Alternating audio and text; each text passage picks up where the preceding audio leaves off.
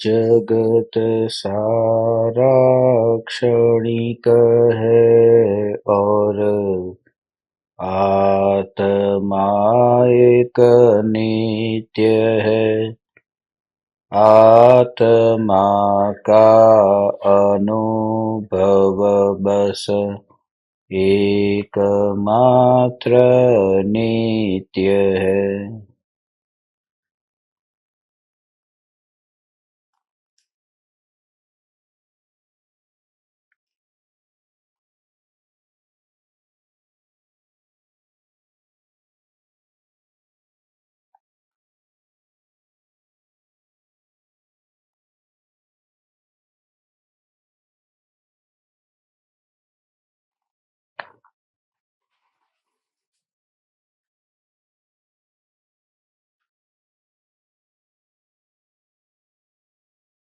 चैतन्य स्वभावी भगवान आत्मा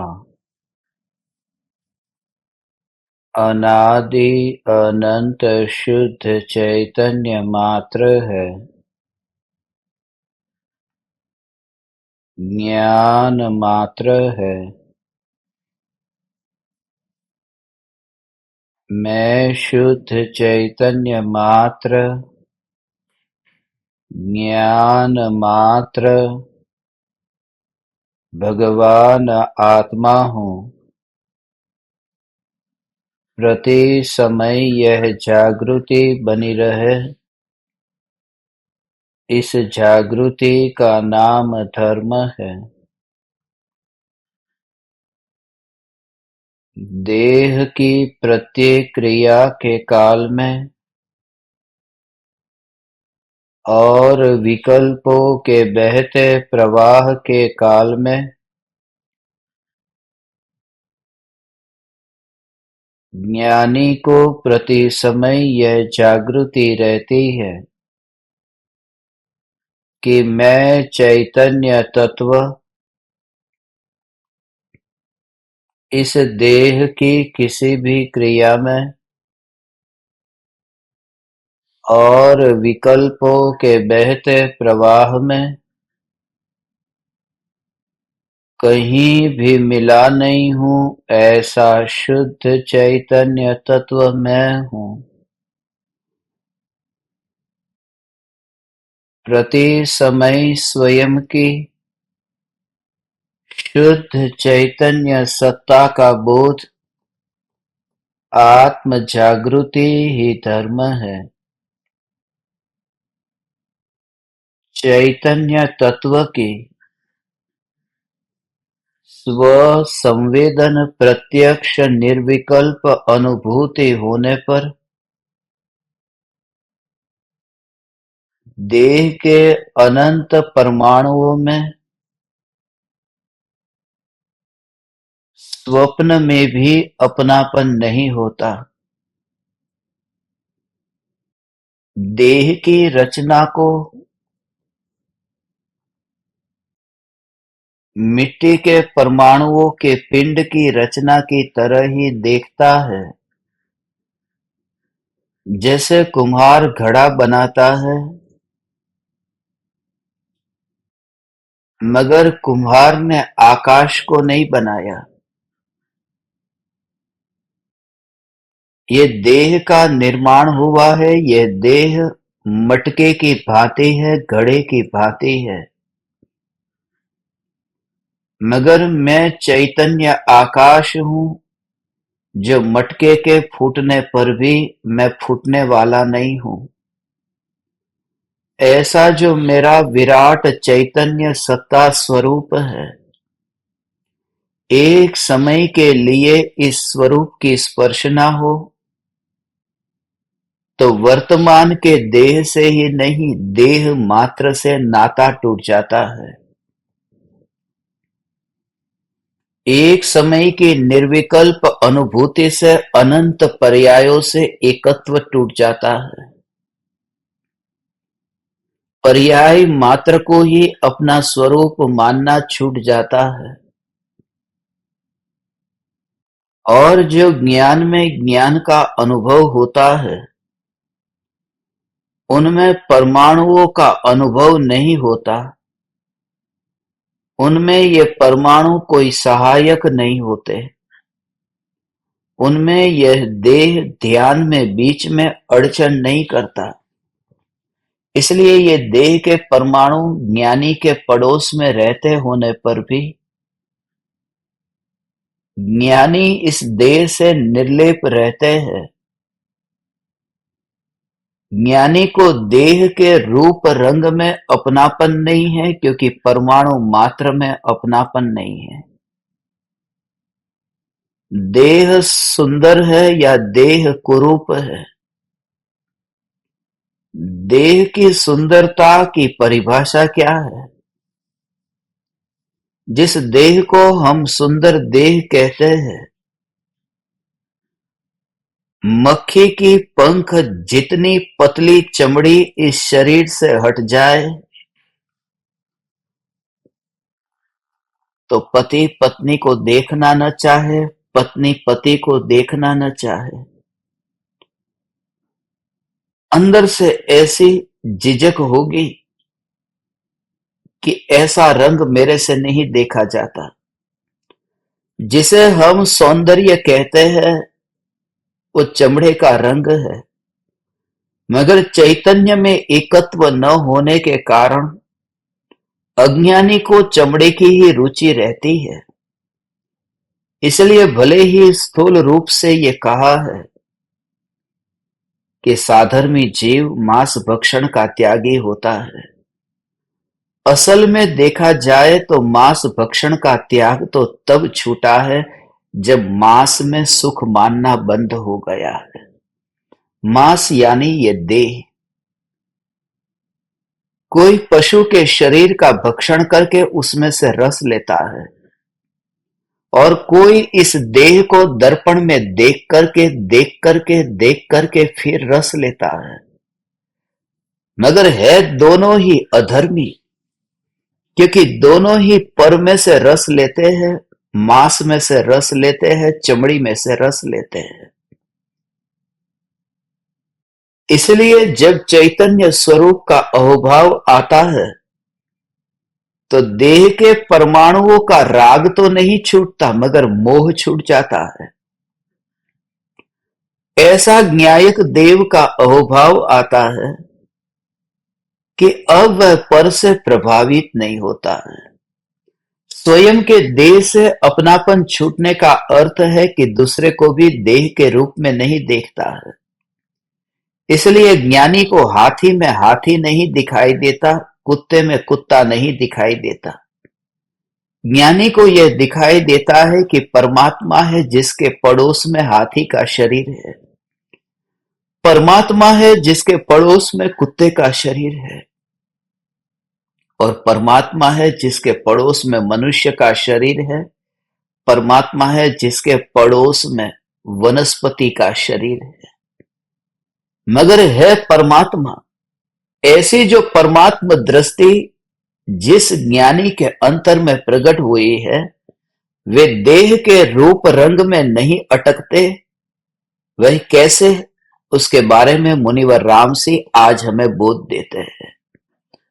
आज इस देह से एकत्व छोड़ने के लिए और देह की तन्मयता का जो भाव भीतर में मिथ्यात्व का है, उसे छोड़ने के लिए, प्रयोग के लिए बहुत उपयोगी ये दोहा होगा।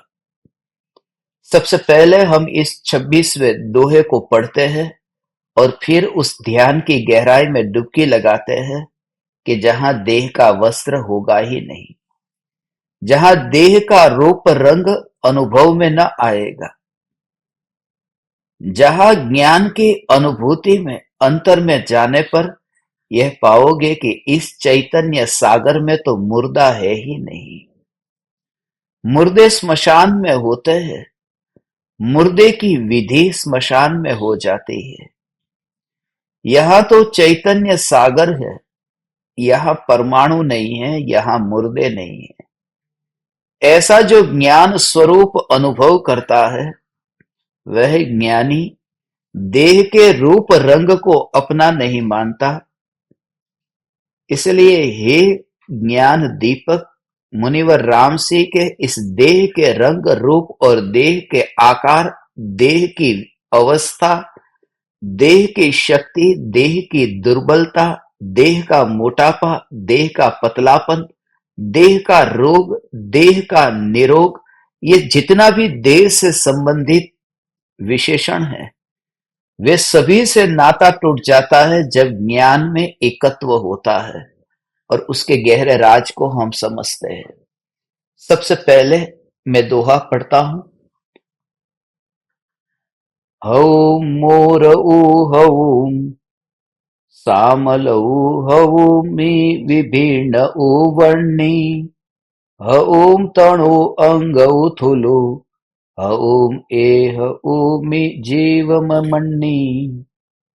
मैं गोरा हूं, मैं सावला हूं, मैं विभिन्न वर्ण वाला हूं, मैं दुर्बल अंग हूं, मैं स्थूल हूं, ऐसा हे जीव तू मत मान।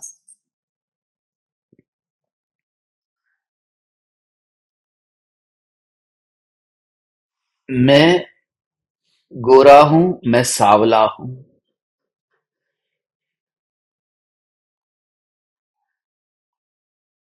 देह धारण करते ही बिना कुछ सोचे, बिना कुछ विचार किए देह में अपनापन हो जाता है। उसके लिए सोचने की जरूरत नहीं है। उसका महत्वपूर्ण कारण कि निगोदिया को विचार नहीं है, असंगनी पंचेंद्रिय तक के जीवों को विचार नहीं है, मगर वहां पर देह में अपनापन तो है।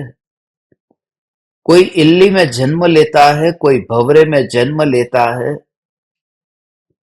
कोई तितली में जन्म लेता है, तो उसको कोई सिखाता नहीं है।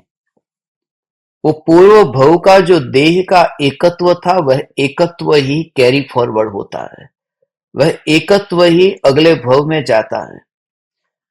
इस शरीर के परमाणु में उसे कोई लेना देना नहीं है कि यह मनुष्य का शरीर है, गोरा है या काला है। सिर्फ मैं देह हूं, मैं देह हूं। लक्षण से भेद ज्ञान न होने से इस देह में अपनापन होता है।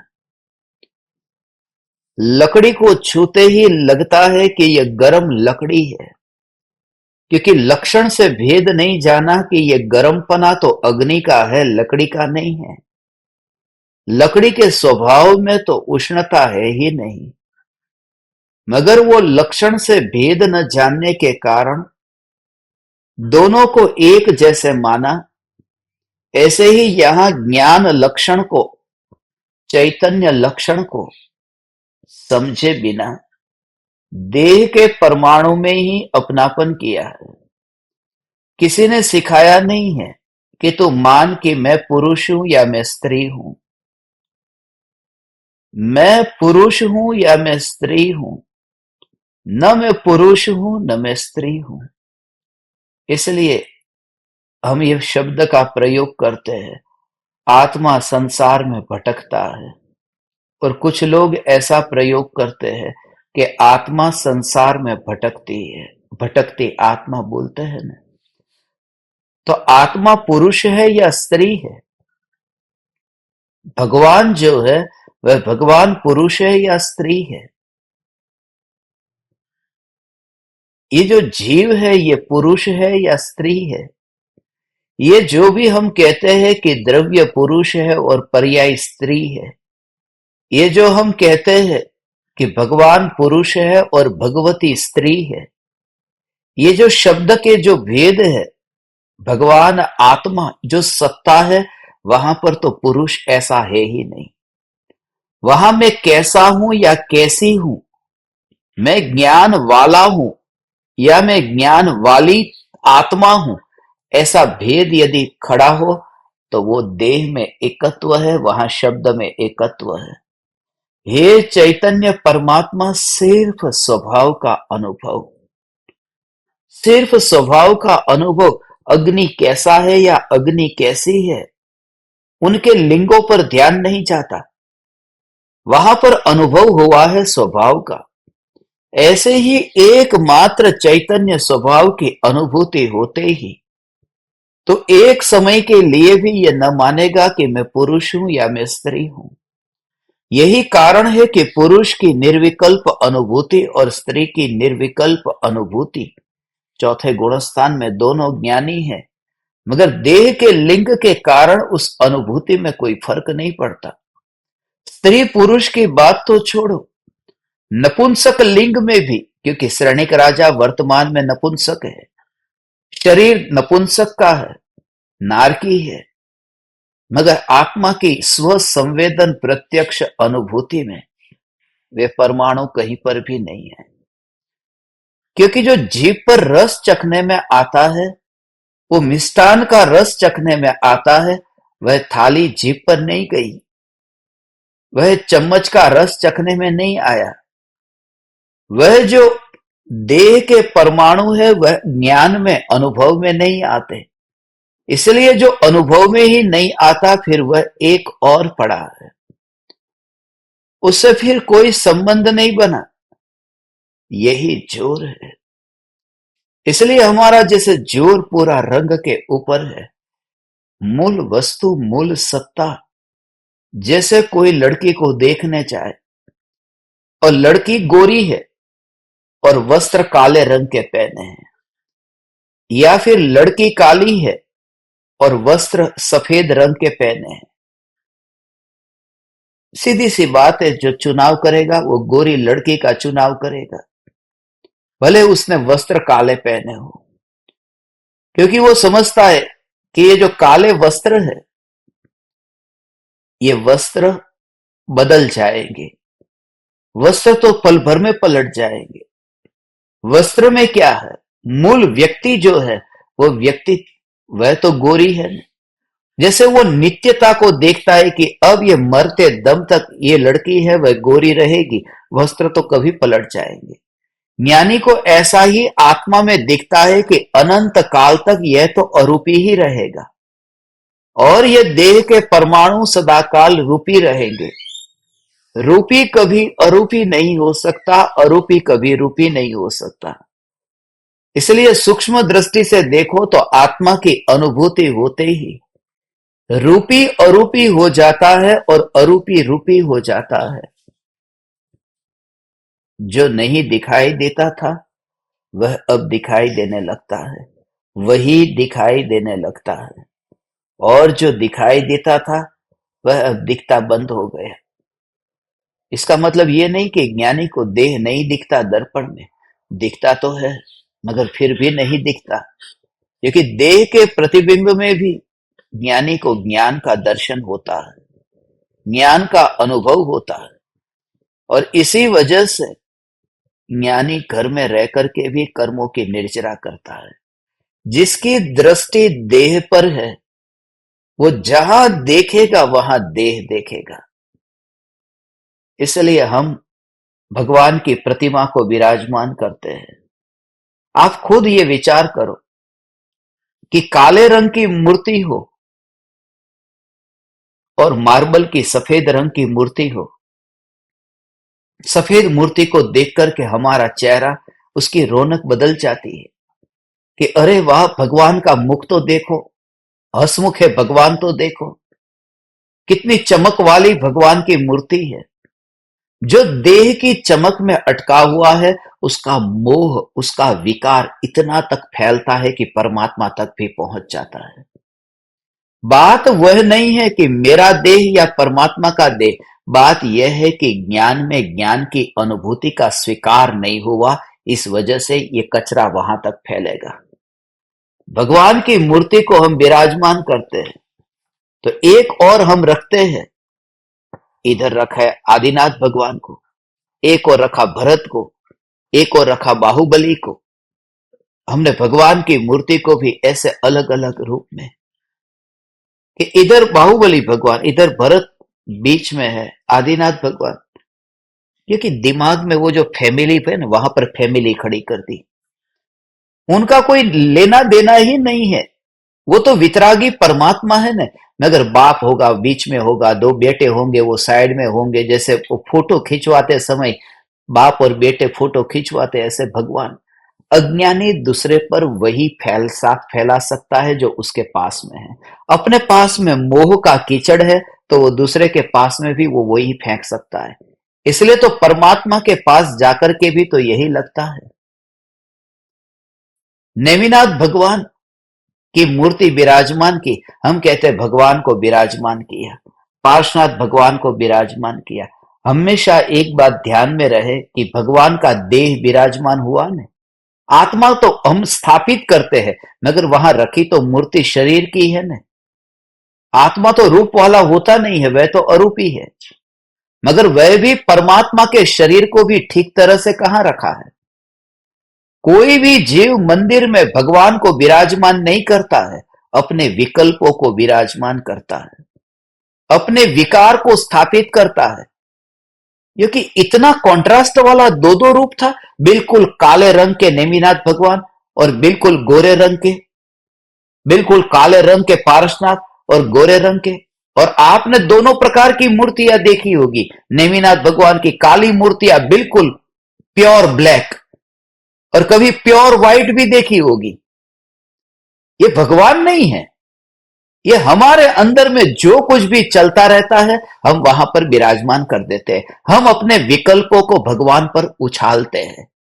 भगवान के बहाने ही मूर्ति और कुछ नहीं है, हमारे विकल्प है। किसी को 2 फीट की, किसी को 4 फीट की, जैसे जैसे कितने कितने विकल्प आए उतनी मूर्ति स्थापित कर दी। किसी को धातु की मूर्ति, गहना नहीं पहनाया मगर पूरी मूर्ति ही धातु की बना दी, पूरी मूर्ति धातु की बना दी, सुवर्णमयी। भगवान का शरीर तो ऐसा कांति वाला था, जैसा जिसका भाव। किसी ने पत्थर की बनाई, किसी ने धातु की बनाई, किसी ने फिर रत्न की बनाई। रत्न की प्रतिमा भी होती है। सभी लोग भगवान की स्थापना नहीं करते, अपने अपने विकल्प की स्थापना करते हैं। किसी ने पद्मासन की, किसी ने खड़गासन की। महावीर भगवान की मूर्ति, अब दो दो आसन में तो महावीर भगवान मोक्ष में नहीं गए, मगर किसी को मन हुआ कि खड़ी मूर्ति विराजमान करे, किसी को मन हुआ कि बैठी मूर्ति विराजमान करे। सब मन के खेल है, परमात्मा तो साइड की बात है। परमात्मा की श्रद्धा का अर्थ है कि वहां जो शुद्ध चैतन्य उन्हें केवल ज्ञान में प्रतिबिंबित होता है, सारा जगत प्रतिबिंबित होने पर भी केवल ज्ञान में ज्ञान की अनुभूति जो हो रही है वह परमात्मा है। और ऐसा ही परमात्मा स्वरूप यहां है। वह जब पर्याय में टंकोत्कीर्ण होता है, ऐसी पर्याय में मोहर लगती है कि मैं यह ज्ञान स्वरूप चैतन्य, ऐसी मोहर लगती है, तब अनंत परमात्माओं को श्रद्धा में विराजमान कर दिया। इसलिए कभी सोचा कि एक एक सिद्ध परमात्मा को श्रद्धा में स्थापित करना हो तो कितनी मेहनत करनी पड़े। अनंत काल लग जाएगा। एक समय में एक सिद्ध परमात्मा, दूसरे समय में दूसरे सिद्ध परमात्मा, अनंत काल लग जाएगा। मगर एक समय में सम्यक दर्शन हुआ और अनंत सिद्ध परमात्मा श्रद्धा में विराजमान हुए, क्योंकि वहां पर में कुछ करना ही नहीं है। जो अनंत सिद्धों को अनुभव में आ रहा है, अनंत सिद्ध परमात्मा जहां है उसके पास ही वह पहुंच गया, तो अनंत सिद्धों को मिल लिया।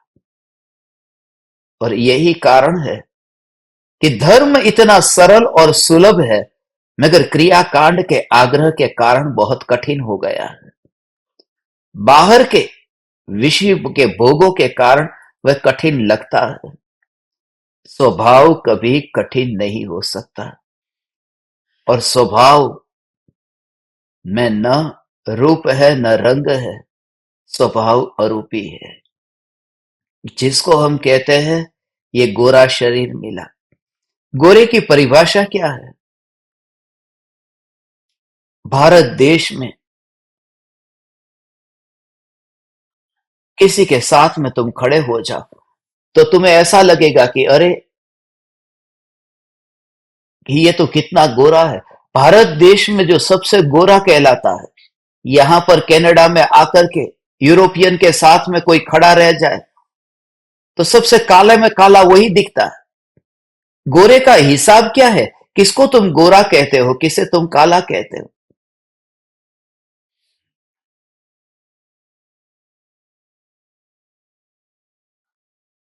ये सब शरीर के खेल है। हमारे गांव में जितने लोग हैं उन सभी लोगों को हमारी जब ग्रुप फोटो खींचती है तब उन सब में गोरे से गोरा मैं ही होता हूं। और मैं आयरलैंड की नेशनल लाइब्रेरी में गया तो इतने लोग थे मगर वहां पर सबसे काले में काला मैं ही था। कोई देखता था नहीं ये काला आदमी कहां आ गया इधर। अब क्या हिसाब है गोरे और काले का? किसको तुम गोरा कहो, किसको तुम काला कहो?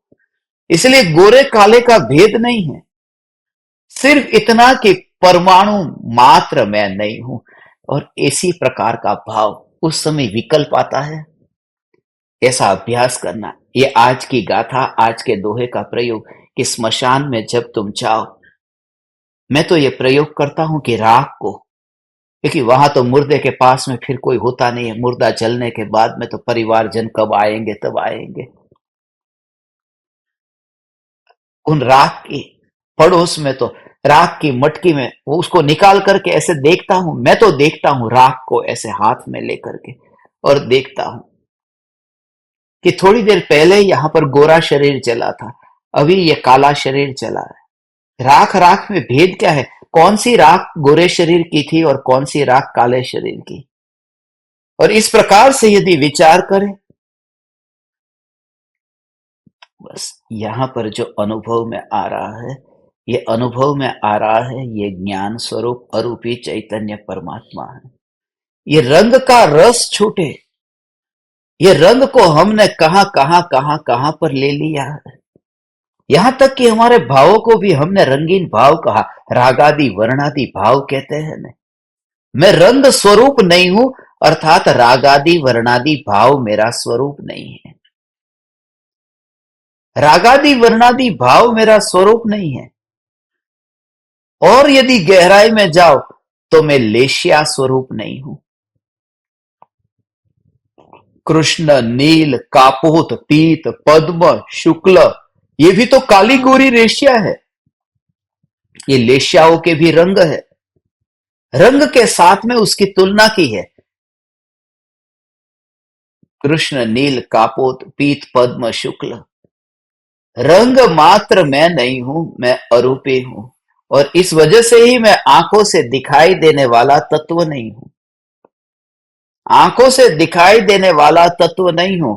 आंख पड़ोस में रहती है और बिना आंख का ही ज्ञान से ही ज्ञान में जानने में आने वाला, स्व संवेदन प्रत्यक्ष अनुभव में आने वाला यह भगवान आत्मा मैं हूं।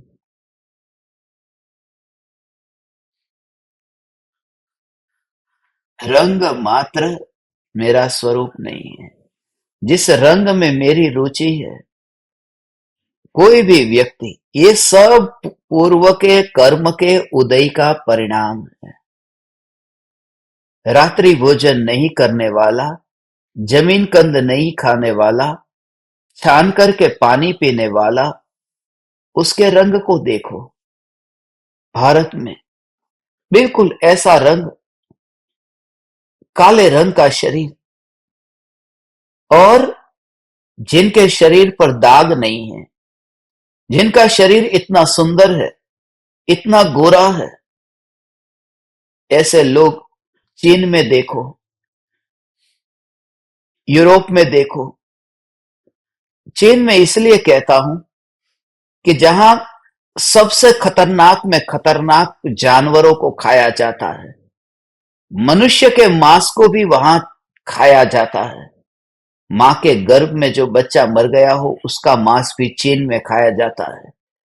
मुझे वो जगह पता है, मैं वहां जाकर के आया हूं, ऐसे लोगों को मैं मिला हूं चीन में। मगर उनकी चमड़ी का रंग देखो, तुम्हें लगेगा कि इनकी जो चमड़ी गोरी है, ऐसा गोरी चमड़ी वाला तो मैंने दुनिया में कहीं नहीं देखा। तो इतना जिनका आचरण नीचा है, ऐसे व्यक्ति का शरीर इतना सुंदर क्यों? और जिसका आचरण इतना उत्कृष्ट है, उनका चेहरा इतना काला क्यों, सावला क्यों? क्योंकि वर्तमान में जो हमें मिला है वो पूर्व के कर्म के उदय का परिणाम है, और वर्तमान में जो हम कर रहे हैं वो हमारे वर्तमान के भावों का फल हमें भविष्य में मिलेगा।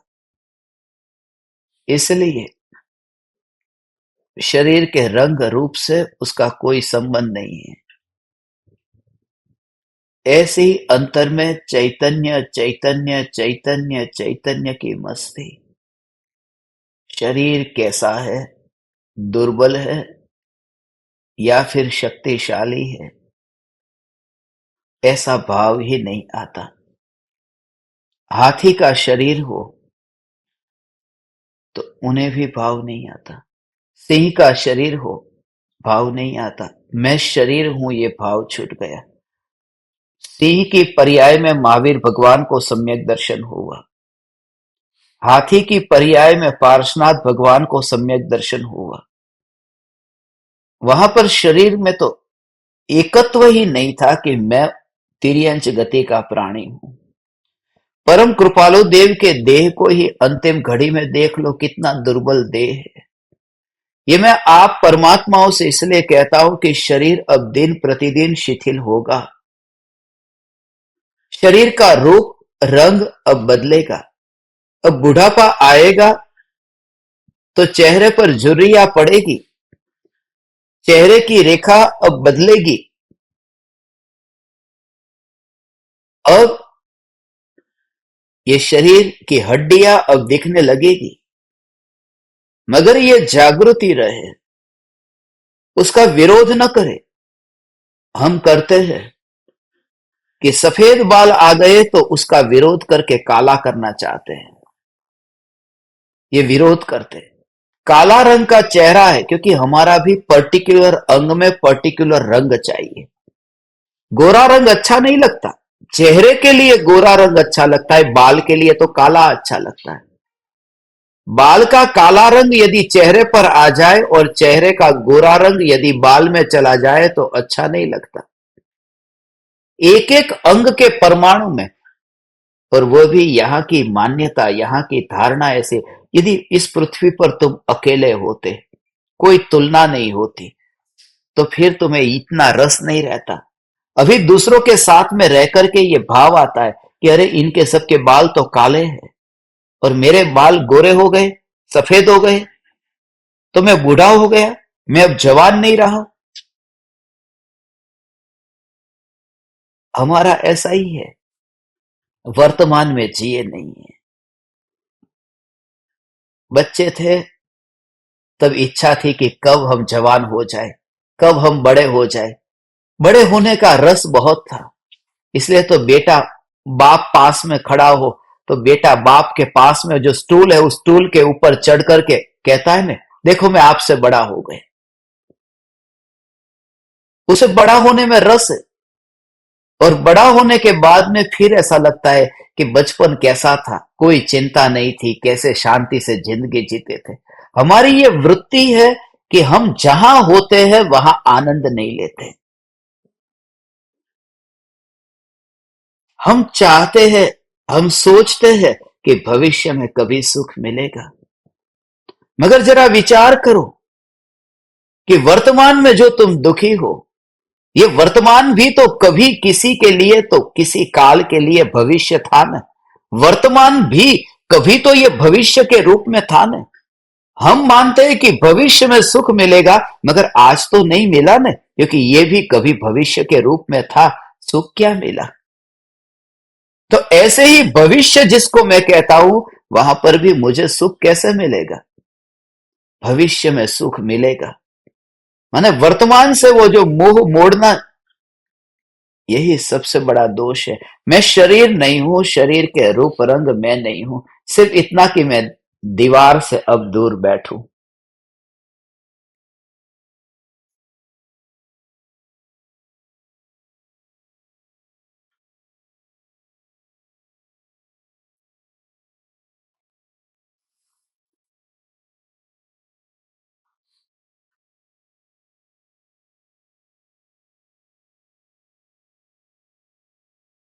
4-4 घंटे से सजते हैं और फिर शरीर को सजाते हैं, वहीं पर ही मानो मृत्यु हो जाए। मुनिवर राम सिंह ये कहते हैं, वहां पर मृत्यु हो जाए तो अगले भव में बिल्ली में जन्म होगा। इसका इस प्रकार से विचार करना कि अगले भव में जहां जन्म होगा, इस शरीर को पहचानूंगा भी नहीं, पता भी नहीं चलेगा। जो इतनी देह की तन्मयता है, वो पहचाने नहीं चाहते।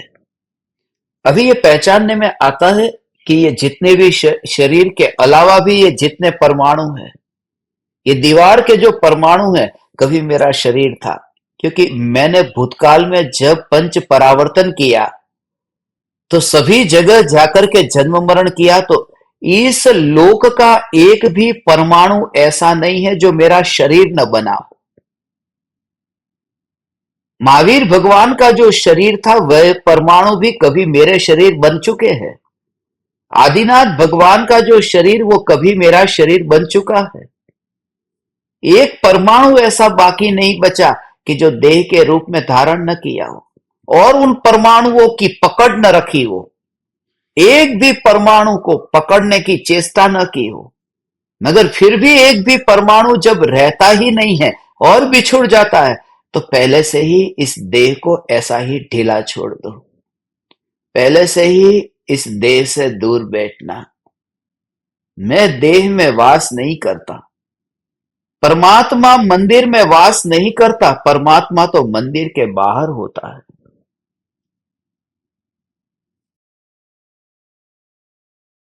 जैसे तुम्हें लगे ना कि जेल में कब गए थे तुम, या फिर कोई पूछे जेल में से कब मुक्त हुए तुम, कि मैं जेल में गया ही नहीं। ऐसे ही ज्ञानी को अनुभव होता है, वो ये आत्मा का अनुभव, कि मैं शरीर में कभी गया ही नहीं हूं। मैं ऐसा ज्ञान स्वरूप भगवान आत्मा हूं, देह के अंदर गया ही नहीं हूं। अपने भवों की गिनती मत कर कि मैं अभी मनुष्य। मनुष्य का भव जो है, उदय के परिणामों का मालिक तू क्यों बनता है? जो संपत्ति तेरी नहीं है, उस संपत्ति का मालिक बनकर के अनीति से जीवन क्यों जीना? जो संपत्ति मेरी नहीं है, इन परमाणुओं को ऐसा ही तू इतना महादानी हो जा।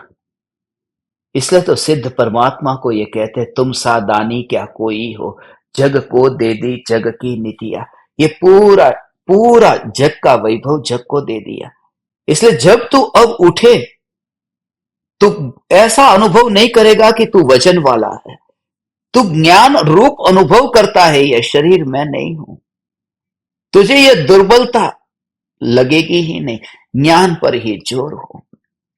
पहले देखने में तो दूर दूर का देख लेता था, नजदीक का भी देख लेता था। अब देखने के लिए चश्मे चाहिए, अब ये आंखें कमजोर हो गई है। पहले तो मैं अपना बैग खुद उठा लेता था, अब उठा नहीं पाता हूं। अब शरीर में उतनी शक्ति नहीं रही। थोड़ी देर उठाता हूं तो हाथ दर्द करने लगता है। देह की तन्मयता के कारण अज्ञानी को ऐसा लगता है कि आजकल मैं अशक्त हो गया हूं, और ज्ञानी को यह जागृति है। उस समय भी जागृति, अशक्ति आ गई, अशक्ति आ गई। अशक्ति को जानने वाला ज्ञान अशक्त नहीं है, वह तो शक्तिशाली है। ये कितनी भी कमजोरी शरीर में है, शरीर की कमजोरी को जानने वाला ज्ञान कमजोर नहीं है। वह ज्ञान तो निर्मल है, वह अनंत शक्तिशाली है, और कमजोरी मेरे में नहीं है। क्यों नहीं है? क्योंकि यह ज्ञान अनुभव में आ रहा है, ये पूर्ण अनुभव में आ रहा है। हे चैतन्य परमात्मा, इस ज्ञान की परिपूर्णता का स्वीकार होते ही देह की अवस्था में अब अपनापन नहीं है। और आश्चर्य की बात यह है कि सारी दुनिया फिर देह से ही परिचय करती है। हमने ज्ञानियों को भी देह से ही परिचय किया है। इसलिए तो हमें परम कृपालु देव की एक तस्वीर है, जिसमें उन्होंने बनियान जैसा टी शर्ट जैसा सफेद रंग का पहना, और एक है जिसमें उन्होंने शरीर पर वस्त्र नहीं, ऊपर हड्डी पसलियां दिखती है। वो हड्डी पसली वाले कृपालु देव को देख करके भाव ज्यादा आता है। वो वितरागता को नहीं देखा। हम देखते अरे इतना शरीर कैसा हो गया, फिर भी आत्मा में। हमें शरीर आकर्षित करता है, दुबला पतला शरीर आकर्षित करता है। वह जो दशा है वो अंतर की वितरागता का तो पता ही नहीं है। किसी के पास में भोजन नहीं है और तुम्हें भाव आता है अरे बेचारा भोजन नहीं है। परम कृपालु देव के उस शरीर को देख करके जो अभी तक भाव आया है, वो दुर्बलता को देख करके वितरागता का तो अंश भी नहीं पता, क्योंकि यहां चखा हो तो वहां पता चले कि वो वितरागता को भोग रहे हैं। इसके पता ही नहीं है, वो क्या जाने। जो व्यक्ति गुड़ को खा रहा है, मैंने कभी गुड़ चखा नहीं है तो मैं कैसे पहचानूं कि गुड़ को खाने वाला महान तू। मगर गुड़ को खाने वाला महान तू, मुझे तो पता ही नहीं गुड़ क्या है। ये तो मैंने किताब में पढ़ा है कि गुड़ को खाने वाला महान होता है, और मैंने मान लिया। इसलिए जब स्वयं को ज्ञान की अनुभूति होती है तभी आंख आ गई, तब दृष्टि आ गई। अभी तू कहता है मैंने गुरु को देख लिया, पहचान लिया। पहचाना जाता है दृष्टि से। तेरे पास तो मिथ्या दृष्टि है, देखा कहां से? आंख के बिना देखेगा कैसे? अंधा कैसे पहचान करेगा कि सामने वाला व्यक्ति आंख वाला है? बहुत सूक्ष्म बात है।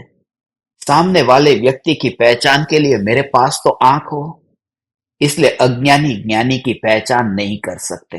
अनुमान कर सकते हैं, युक्ति से विचार कर सकते हैं, तर्क से सिद्धांत को घटित कर सकते हैं, मगर देख नहीं सकते, समझ नहीं सकते, पहचान नहीं सकते। पहचानना तब होता है जब चक्षु आए। इसलिए एक ज्ञानी दूसरे ज्ञानी को पहचान लेता है, एक अज्ञानी दूसरे अज्ञानी को भी पहचान नहीं पाता, क्योंकि दूसरा व्यक्ति अंधा है। वो देखने के लिए भी मेरे पास में आंख चाहिए। अंधा अंधे को भी नहीं पहचान पाता कि सामने वाला अंधा है, उसे पता ही नहीं।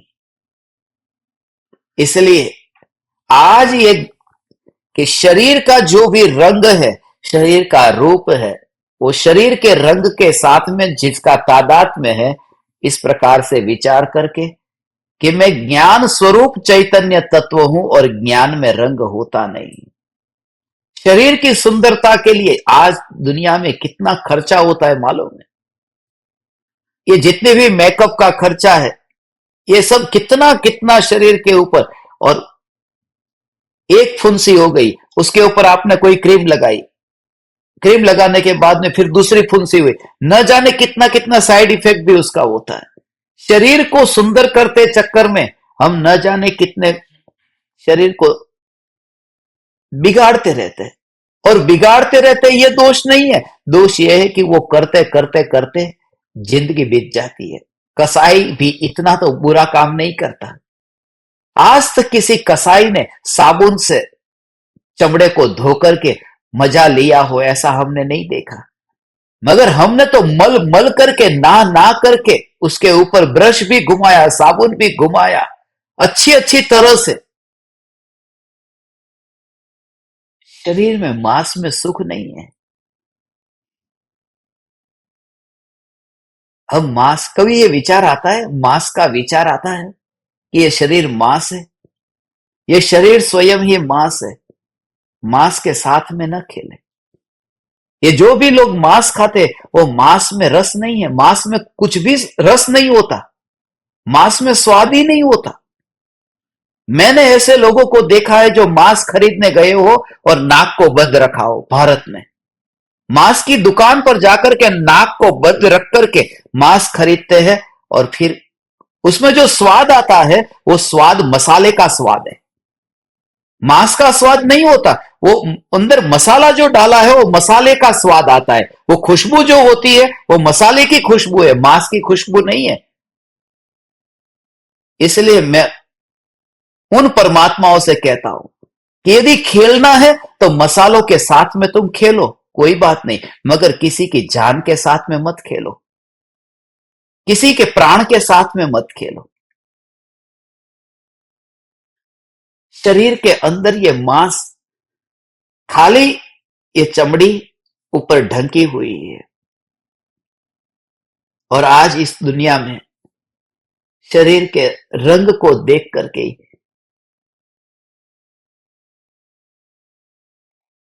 मुझे रामकृष्ण की एक बात स्मरण में आई।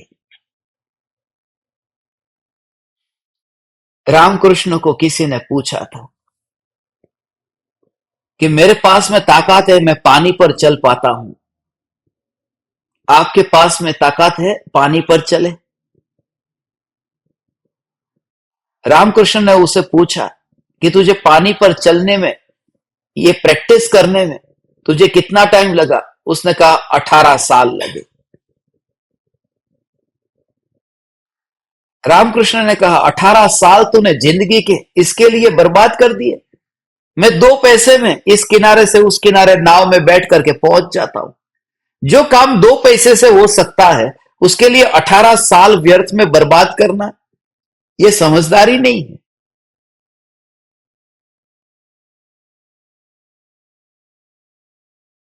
ऐसा ही पहले स्नान करने में मुझे 1-1 घंटा लग जाता था कि शरीर को इतना इतना सुंदर करके फिर फोटो खिंचवाओ। अब नाता नहीं और फोटो खिंचा लेता हूं, खाली B612 के अंदर या स्नैपचैट के अंदर जाकर के ब्राइटनेस बढ़ा देता हूं, बस खत्म।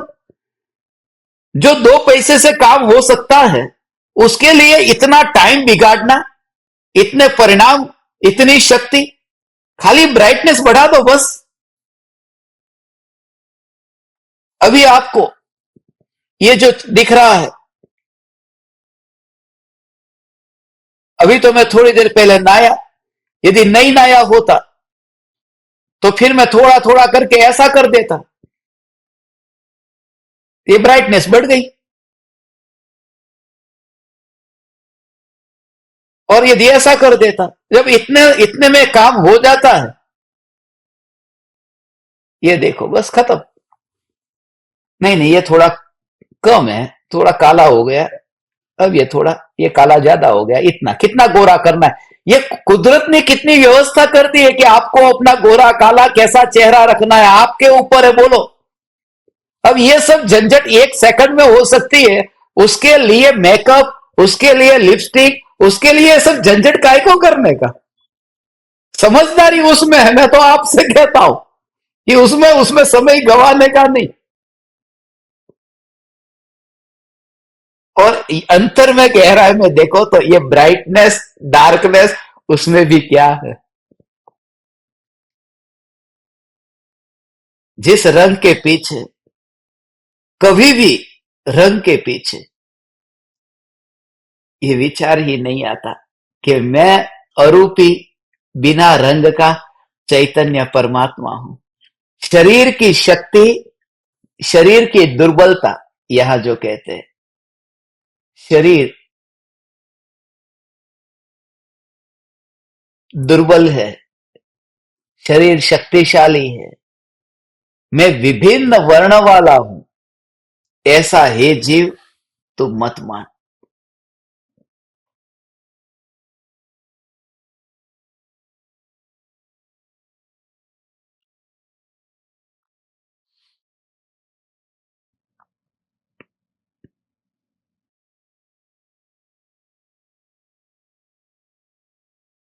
जब ज्ञान में ज्ञान का अनुभव ऐसा हुआ, तब रागादि वर्णादि भाव, वो रागादि वर्णादि भाव स्वरूप अपने ज्ञान को अनुभव नहीं करता। इस अपेक्षा से कहते हैं कि ज्ञानी को अब रंग में रुचि नहीं है।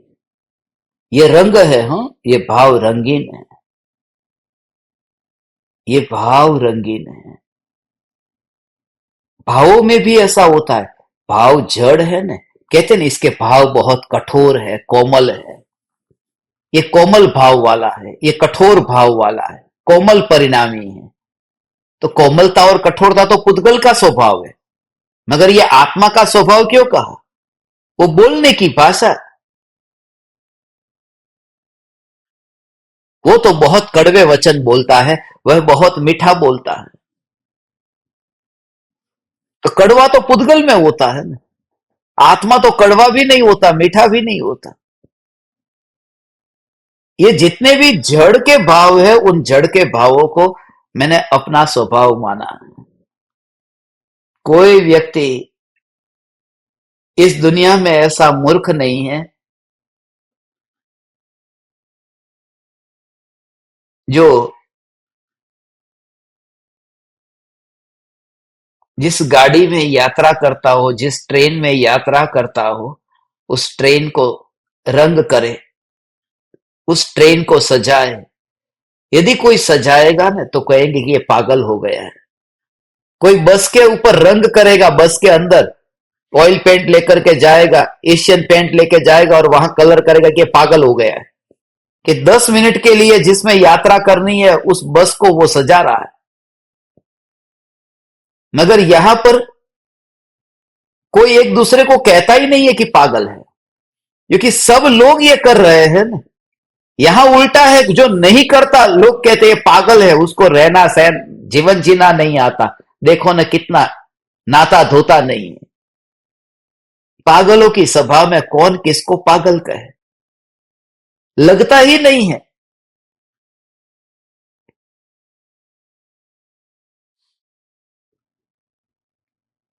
सुंदर से सुंदर त्वचा हो, आग लगते ही जल जाती है, पता नहीं चलता। बहुत गोरे रंग का शौक है, कभी कोढ़ हो जाता है, पूरा शरीर गोरा हो गया। कि तुझे बहुत गोरा शरीर चाहिए था ना, ले गोरा हो गया। कि इतना ज्यादा गोरा भी नहीं चाहिए था। मगर इस प्रकार के कर्म बनते हैं। कर्म की गति बहुत न्यारी है। इसलिए जो रंग वाला अपने को मानता है उसे रंग वाला देह मिलता है। जो अपने को रंग से न्यारा ज्ञान स्वरूप मानता है वह सिद्ध अवस्था को पाता है, जहां पर रंग ही नहीं है, जहां अनंत सिद्ध परमात्मा,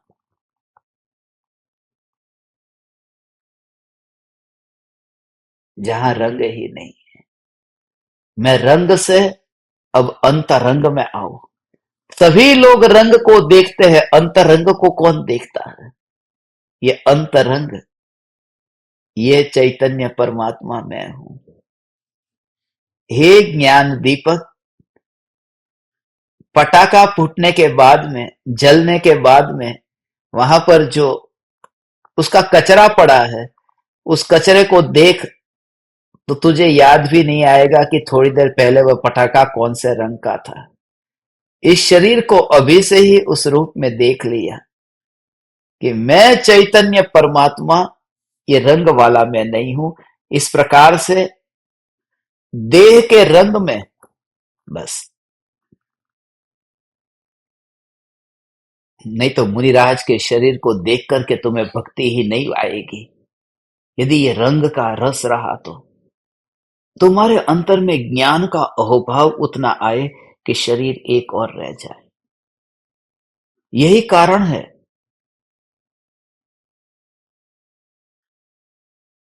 कि परमात्मा या मुनि उनके रंग को, ये जितनी भी परम कृपालु देव की तस्वीर है ना, ये सब तस्वीर नकली तस्वीर है, हाँ? असली तस्वीर नहीं है। उसको इतना इतना इतना कंप्यूटर से ब्राइट किया है। हमने कृपालु देव की ऐसी तस्वीर देखी है जहां कहीं कहीं तो एक साइड में ऐसे वाघ भी बना है, एक साइड में, ये सब काल्पनिक तस्वीर है। ये जो बनाई गई तस्वीर है उसमें तो कंप्यूटर को, उसकी टेक्नोलॉजी को उपयोग किया है, मगर वो हमें ज्यादा आकर्षित करती है। हमें झूठ के साथ में ही जीने की इतनी आदत हो गई है। इसलिए फोटोग्राफर के पास जाते हैं तो कहते हैं भाई साहब मेरी अच्छी फोटो खींच दो।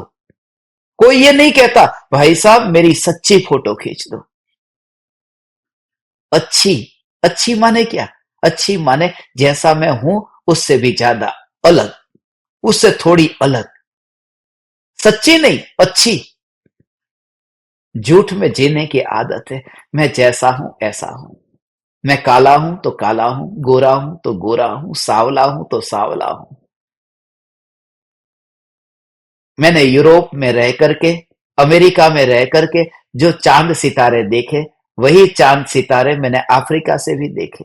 उसी सूर्य को मैंने अफ्रीका से देखा, उसी सूर्य को मैंने अमेरिका से देखा। सूर्य में क्या फर्क है? जब चैतन्य पर इतना जोर आएगा तब मिट्टी का जोर रहेगा ही नहीं कि कौन सी मिट्टी में कौन है, परमात्मा। इसलिए तो ये कहते हैं, हे कुत्ता मुझे क्षमा करना, मुझे माफ करना, यदि मैंने कुत्ते के रूप में तुझे कभी देख भी लिया हो, भूल से भी कुत्ते के रूप में देखा हो, ये मेरा अपराध, इस अपराध के लिए मैं क्षमा चाहता हूं। तू तीन लोक का नाथ सिद्ध परमात्मा है, ये तेरी मजबूरी है। हे परमात्मा तू मजबूर है, तेरे पास में जो कपड़ा था वो कपड़ा पहनकर मेरे सामने आया है। तेरे पास में कुत्ते का कपड़ा था परमात्मा, तो कुत्ते का कपड़ा पहन के आया। मैं पुरुष का कपड़ा था, वो पुरुष का कपड़ा पहन के आया। अफ्रीका में, कोंगो में बिल्कुल फटे हुए कपड़े वाले लोग आते। कुछ लोग तो ऐसे हैं, नाइजीरिया में जहां कोमा, वहां लोग तो कपड़े नहीं पहनते, मगर आजकल अब कपड़े पहनने लगे, तो वो पत्ते के ही कपड़े पहनते, खाली पत्ते ही उनके शरीर के ऊपर लिपटे होते हैं। अब उनको मैं कहूं कि तू प्रवचन में मत आना ऐसे कपड़े पहन करके, कि नहीं, उनके पास में जो था वो पहन करके आया। ऐसा भाव आए कि हे वनस्पति, तू वनस्पति नहीं है, तू भी परमात्मा। खाली वनस्पति तो तेरे पड़ोस में बनाया शरीर है, ये वनस्पति भी एक शरीर है, उसमें भी परमात्मा है। ये पानी भी शरीर है, उसमें भी परमात्मा है। ये हवा भी शरीर है, उसमें भी परमात्मा है। वायु का एक जीव कहते हैं ना, चिड़िया जो है वो वायु का एक नहीं है, तोता वायु का एक नहीं है। वायु का एक माने वायु ही जिसकी काया है। मछली जल का एक नहीं है, वो तो पंचेंद्रिय है। जल का एक तो एक इंद्रिय है। जल का एक माने जल ही जिसकी काया है, ऐसा परमात्मा, ऐसा परमात्मा। तो ऐसे ही लगे, हे चैतन्य परमात्मा, तो ऐसा ऐसा ऐसा भाव आए, ऐसा भाव आए कि हे वनस्पति, पूर्व भव में मैं भी तेरे साथ में ही था, मैंने भी तेरे साथ में जन्म मरण किया है। आज मैं उस एक इंद्रिय में से पांच इंद्रिय के मनुष्य के शरीर में अभी यहां आया। हम पूर्व भव के साथी हैं। प्रत्येक जीव के प्रति इतना वात्सल्य भाव, ऐसा करुणा का भाव, ऐसा समदृष्टि का भाव, कोई भेद का भाव ही ना हो। शरीर को न देखो, मानवता मानवता, मगर जब तक अंतर में चैतन्य तत्व दृष्टि में न आए तब तक ये हो ही नहीं सकता। अमेरिका में कोई पक्षपात नहीं है, भारत में जैसे पक्षपात कितने हैं। हिंदू का अलग अलग जातियों का स्मशान अलग अलग होता है, यह ऐसा कुछ नहीं है। किसी को किसी से लेना देना नहीं, कौन कौन सी जाति का है क्या है। मगर यहां पर भी अज्ञानियों तो है ना, यहां पर भी अमेरिका में भी काले शरीर वाले को देखते तो ऐसा ही कालियो, वो वो शरीर देख करके ही वही आइडेंटिटी, पहली वही कालियो।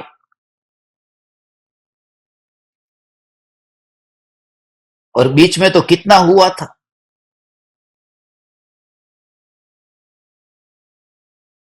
वो कोई जॉर्ज फ्लॉयड का वो था, तो उसमें उसको मार दिया था पुलिस ने अमेरिका में कि वो काला था। तो कितने लोगों ने फिर उसके लिए प्रोटेस्ट किया कि काला काला, काले और गोरे का भेद अमेरिका में भी बहुत है, यहां कनाडा में भी है काले और गोरे का भेद, दुनिया में कहां नहीं है। क्योंकि जहां शरीर को देखने वाली दृष्टि है, जहां धर्म नहीं है, वहां यह भेद होगा। और धर्म इसका नाम है कि मुझे मक्खी में मक्खी न दिखे, चींटी में चींटी न दिखे, और प्रत्येक में परमात्मा ही परमात्मा दिखे।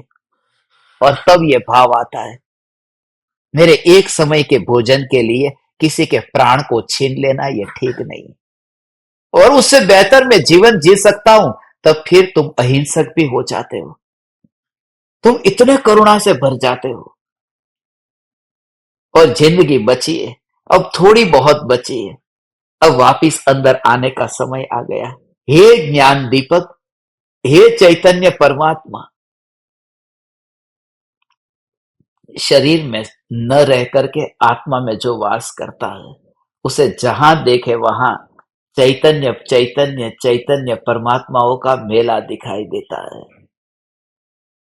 जिन्हें काला शरीर मिला वे चाहते हैं गोरा मिले, जिसे गोरा मिला वह भी सुखी नहीं है, वो चीनी लोग भी सुखी नहीं है, तड़पते हैं, दुखी है।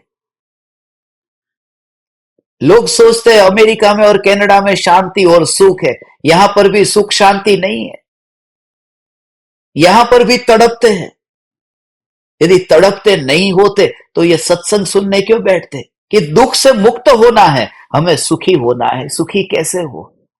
क्योंकि दुनिया की कोई भूमि, दुनिया की कोई वस्तु, कोई रंग रूप ये मेरे सुख का कारण कैसे बनेगा?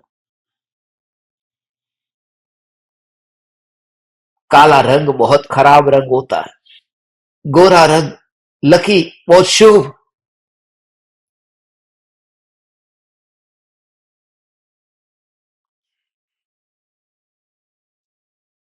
एक पंडित कहता था, सफेद रंग तो बिल्कुल पवित्र रंग है, शुभ रंग है। मतलब तू पंडित बना, हजारों शास्त्रों को पढ़कर के पंडित बना, ये शास्त्र के अक्षर तो काले ही थे ना, वे कहां गोरे रंग के थे, अक्षर काले थे। और चल तूने वो अक्षर भी रंगीन रखे हो, कंप्यूटर का जमाना है, फॉन्ट का कलर चेंज कर दो, 1 सेकंड लगेगी, मगर तेरी आंख का रंग तो काला है ना। तो काले से द्वेष मत कर, काला है या फिर गोरा है। कभी कभी लगता है कि मां है काली है, ठीक है, बेटी है काली है, ठीक है, पत्नी नहीं नहीं वो काली नहीं होनी चाहिए, बहन भाई काले हो तो कोई कोई विकल्प नहीं है, पत्नी गोरी ही होनी चाहिए।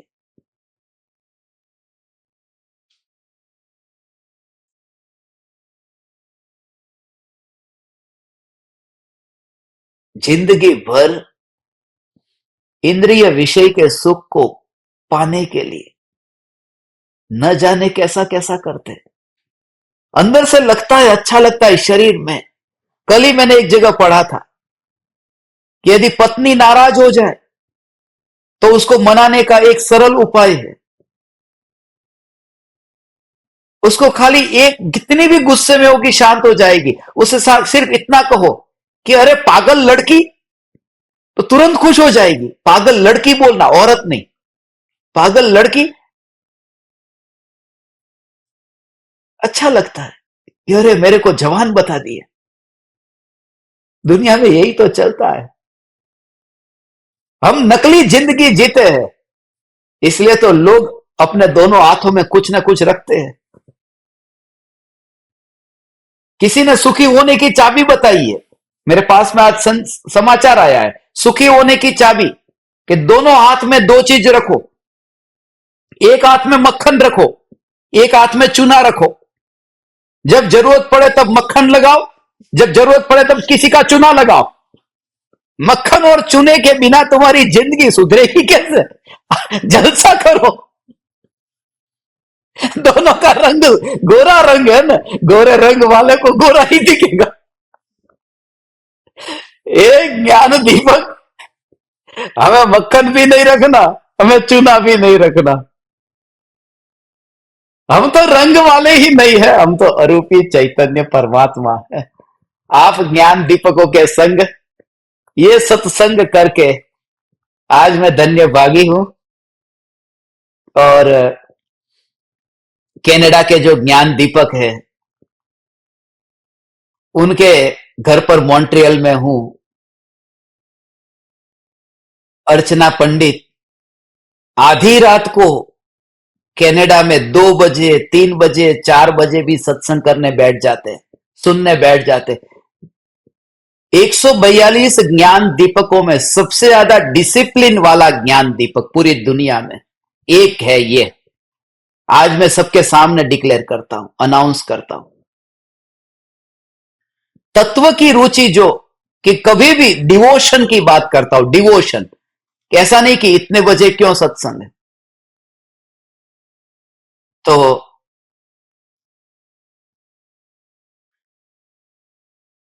आप सबको भी उनसे प्रेरणा लेनी चाहिए। अपना मोबाइल चालू रखना। हो सकता है अभी मैं थोड़ी देर के बाद में बाहर जाऊं और कहीं कब्रिस्तान, स्मशान, कोई जगह ऐसी खुली मिल जाए कहीं पर, और सत्संग करने के लिए डीपीटीवी का मन हो जाए। तुम तैयार रहना आधी रात को 2:53 पर। वो पिछली बार हुआ था, इस बार हर बार एक टाइम नहीं होता, आज कोई दूसरा भी हो सकता है। मगर भावना भाता हूं अभी, आज रात में सोने से पहले अंतिम 2 मिनट में प्रयोग आपको बताऊं।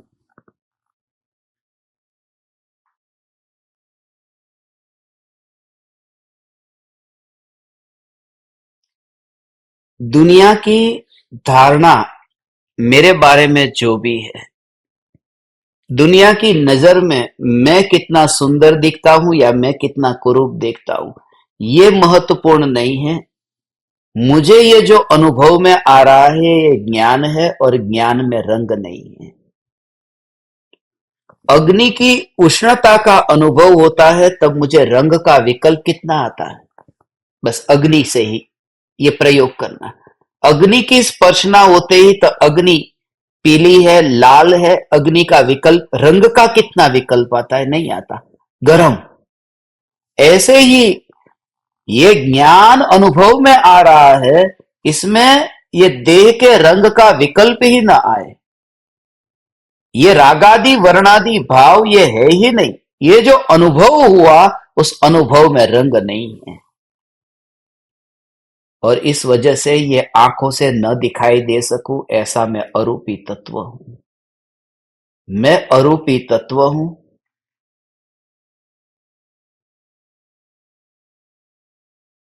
ज्ञान ज्ञान ज्ञान ज्ञान स्वरूप हूं। दुनिया की नजर में यदि मुझे कामदेव कहे, चक्रवर्ती कहे, तीर्थंकर कहे, तो भी मुझे क्या। दुनिया कहे कि दुनिया का सबसे अगली में अगली, कुरूप में कुरूप तू ही है, तो भी मुझसे उससे मुझे क्या। मैं चैतन्य मात्र हूं जिसमें रंग ही नहीं है, और अनंत काल तक इस चैतन्य में रंग होगा नहीं, आएगा नहीं। तो मेरा रंग है ही नहीं, तो फीका क्या पड़ेगा, छूटेगा क्या। मेरा कुछ भी नहीं छूटता।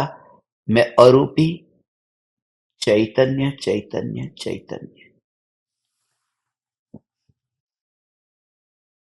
अहो अहो श्री सद्गुरु करुणा सिंधु अपार,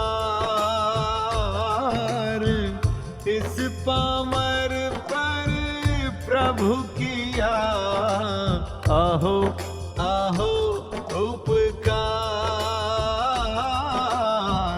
अहो अहो